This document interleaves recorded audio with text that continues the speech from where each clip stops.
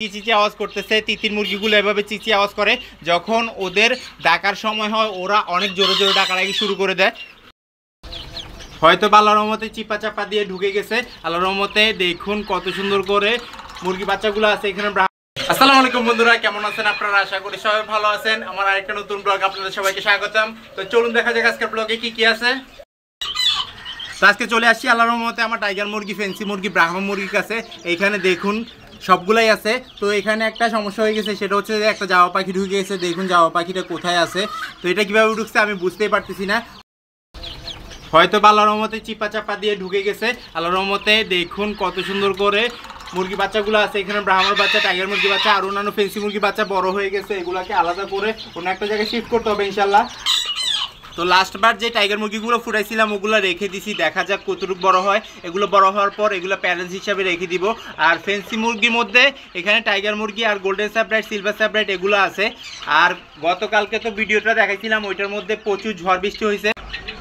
ওদের এখানে একটু বৃষ্টির ফোঁটা পড়ছে, ওরা অসুবিধা হয়ে গেছে। কিছু মুরগির বাচ্চা মারা গেছে, যাক আল্লাহর রহমতে অন্যান্যগুলো ভালো আছে আলহামদুলিল্লাহ।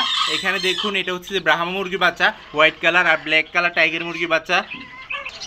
এখানে আরেকটা মুরগির বাচ্চা আছে, সেটা দেখাই। এটা হচ্ছে যে তিতির মুরগির বাচ্চা। তিতির মুরগির বাচ্চাগুলো খুবই দারুণভাবে বড় হচ্ছে আল্লাহর রহমতে। এই যে দেখুন ও লাফাই চলে গেছে গা, খুঁজেই পাচ্ছি না।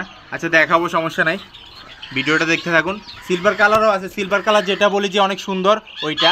এই যে দেখুন এটা হচ্ছে সিলভার কালার। ওরা বেশি বেশি লাফালাফি করে, ওদেরকে আপনি ধরে রাখতে পারবেন না, কোয়েল পাখির মতো লাফালাফি করে। এই যে দেখুন একবারে ধরে নিয়ে আসছি বাহির করে, ডাকাডাকি করতেছে, চিচি চিচি আওয়াজ করতেছে। তিতির মুরগিগুলো এভাবে চিচি আওয়াজ করে যখন ওদের ডাকার সময় হয়, ওরা অনেক জোরে জোরে ডাকাডাকি শুরু করে দেয়। তো এটাকে ছেড়ে দিই। তো তিতির মুরগি বাচ্চা সবগুলো যে বাচ্চে এমনটা না, কিছু মারা গেছে, দু একটা মারা গেছে আল্লাহর রহমতে, অন্যান্যগুলো বাচ্চে। আর এইখানে ব্রুডিংটা নতুন করে আবার রিফ্রেশ করতে হবে, কারণ হচ্ছে যে এইখানে ওদের ঠান্ডা লাগে। ইনশাল্লাহ দেখতে হবে অন্য কোথাও সেট আপ করা যায় নাকি ব্রুডিংটা, কারণ হচ্ছে যে দিক দিয়ে বৃষ্টির পানি পড়ছে, সেই জন্য আমি সরাই ফেলবো। সমস্যা থাকবে আল্লাহর রহমতে, সমস্যা ছাড়া জীবন হবে না। আল্লাহর রহমতে সমস্যার সমাধান করে সফলতা অর্জন করতে হবে ইনশাল্লাহ। এই যে দেখুন সবগুলো কর্নারে আছে।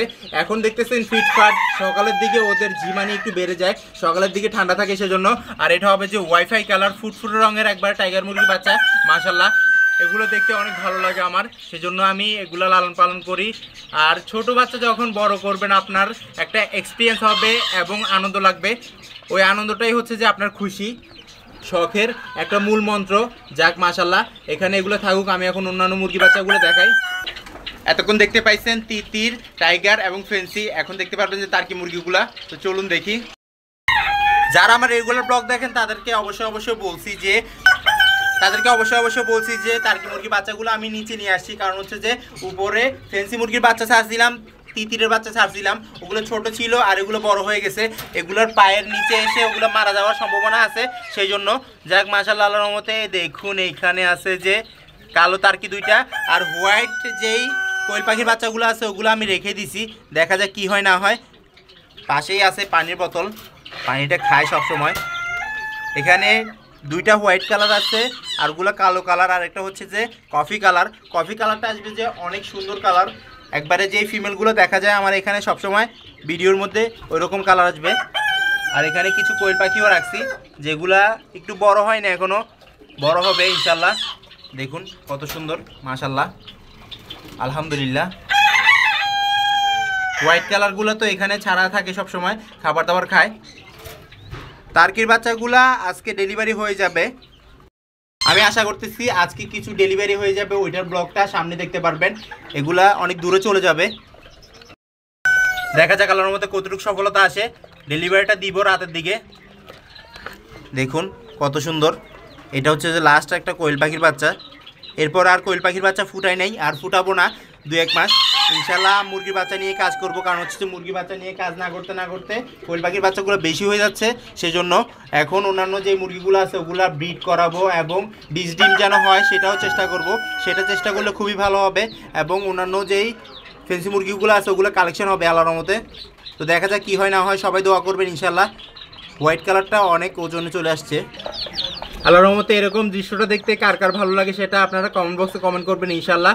দেখুন কতটা সুন্দর এক কোনায় গিয়ে মুরগি বাচ্চাগুলো আছে। এদের মা বাবা ছাড়া আল্লাহর রহমতে কত সুন্দর করে বড় হচ্ছে এবং স্ট্রাগল করে বড় হচ্ছে। এটাই হচ্ছে জীবন। কোনো কিছু করতে হলে স্ট্রাগল করা লাগে, স্ট্রাগল করা ছাড়া কোনো কিছু অর্জন করা যায় না ইনশাল্লাহ। এই যে দেখুন হোয়াইট কালার কোয়েল পাখির বাচ্চাটা, এটার এখন হলুদ দাগটা যায় নাই, ইনশাল্লাহ যাবে গা কয়েকদিনের মধ্যেই। তো দেখা যাক কি হয় না হয় আল্লাহর রহমতে। দেখুন ওকে হাড়ির মধ্যে দিয়ে দিচ্ছি। এটা হচ্ছে জাওয়া পাখির হাড়ি, কত ছোট ও উপর দিয়ে মাথা দিয়ে দেখতেছে জাওয়া পাখির রুমটা। এই যে হচ্ছে জাওয়া পাখির রুমটা, জাওয়া পাখিগুলো ওদিকে আছে, এটার দিকে সবাই তাকায় আছে যেন অ্যাটাক করবে। আমি তো এখানে দাঁড়াইছি সেজন্য ওরা অ্যাটাক করতে পারতেছে না ইনশাল্লাহ। তো এটা এই দিক দিয়ে দেখা যাচ্ছে না, দেখুন এদিক দিয়ে দেখা যাচ্ছে উপর দিয়ে মাশাল্লাহ। এটা হচ্ছে যে হাড়ি আর এগুলো হচ্ছে যে বক্স হাড়ি দোনোটাই দিয়ে রাখছি জাওয়া পাখির রুমে মাশাল্লাহ। এটাকে নিয়ে ফেলি, এখানে রাখা যাবে না। সবগুলা পানি খাবে এখন। আর ওদেরকে মাঝে মধ্যে কলমি শাক দিই, কারণ হচ্ছে যে এখন গরম, সেজন্য হিট স্ট্রোক থেকে রক্ষা পাওয়ার জন্য কলমি শাক দিতে হয় মাঝে মধ্যে মাশাল্লাহ। এখানে সবচেয়ে বড় হচ্ছে যে ইয়োকোহামাগুলো আর সেরেমাগুলা, আর অন্যান্যগুলো হচ্ছে যে ছোটো, কারণ হচ্ছে যে ওগুলোর বয়স কম সেজন্য আলহামদুলিল্লাহ। তো নিচে আমি ওদেরকে ভুসি দিয়ে রাখছি, কারণ হচ্ছে যে ভুসির মধ্যে ওরা গোসল করে এবং নড়াচড়া করে লাফালাফি করে, মানে ছালাছালি করে। এটা করলে মুরগির বাচ্চাগুলো অ্যাক্টিভ থাকে এবং সকল মুরগি সুস্থ থাকে, সেই জন্য ভুসি দিয়ে রাখছি। ভুসির সিস্টেমটা আমি কিছুদিন আগে করছি, আর এখানে পানি থাকতো সেজন্য আমি ভুসি দিতাম। এখন আর পানি আসবে না ইনশাল্লাহ। ইয়োকোহামা পেয়ারটা হচ্ছে যে 1.5 মাস হয়ে গেছে, যদি কারো লাগে যোগাযোগ করতে পারবেন ইনশাল্লাহ। আর এইখানে দেখুন গরম প্রচুর পড়তেছে, সেই জন্য ওরা হাঁপাচ্ছে এবং ডানা মেলে দিচ্ছে, ডানাগুলো মেলে ওরা গরম নিচ্ছে, মানে ঠান্ডা নিচ্ছে। আর এখানে দেখুন লাস্ট বেচের কিছু গোল্ডেন সাবলেটের বাচ্চা আছে, এগুলো খুবই কালারফুল হয়ে যাবে। তো এখানে টাইগার মুরগিও রাখছিলাম, টাইগার মুরগির বাচ্চাগুলো এখান থেকে সরাই ফেলছি। এখন শুধু ফেন্সি মুরগির বাচ্চাগুলো আছে, এগুলো এখান থেকে সরাই ফেলবো, কারণ হচ্ছে নতুন করে ফেন্সি মুরগির বাচ্চা উঠতেছে সেই জন্য। আর এটা হচ্ছে যে আমার ওদেরকে বড় করার স্থান, ইনশাল্লাহ এখানেই বড় হবে, খাবার দাবার খাবে। আর এখান থেকেই যেটা করার করব। নিচে রাখলে খুবই ভালো হয়, আর খাঁচার মধ্যে রাখলে তো ময়লা টয়লা খাবার দাবার খাইতে পারে না এবং সুস্থ থাকে ভালো। এখানে আল্লাহর রহমতে যতগুলো হাঁসের বাচ্চা দেখতে পাইতেছেন আমার ইনকিউবেটরের মাধ্যমে ফুটানো হয়েছে। তো এগুলো দেশি হাঁসের বাচ্চা, 1 পিস বাচ্চা আমি আল্লাহর রহমতে ফুটাইছিলাম, ওইটা থেকেই মেল আনছি বাজার থেকে। তো ডিমগুলো সংগ্রহ করার পর ইনশাল্লাহ ফুটছে। দেখুন আমার ভিডিও যদি ভালো লাগে থাকে লাইক কমেন্ট শেয়ার করবেন, যারা সাবস্ক্রাইব করেনি সাবস্ক্রাইব করে দিবেন, আর যারা সাবস্ক্রাইব করছেন তাদেরকে অসংখ্য ধন্যবাদ। ইনশাল্লাহ আবারও দেখা যাবে নতুন কিছু নিয়ে। আল্লাহ যেন সবাইকে সুস্থ রাখে, সবাইকে বিপদ থেকে রক্ষা করে, এই দোয়া আজকে বিদায় নিচ্ছি। আল্লাহ হাফেজ।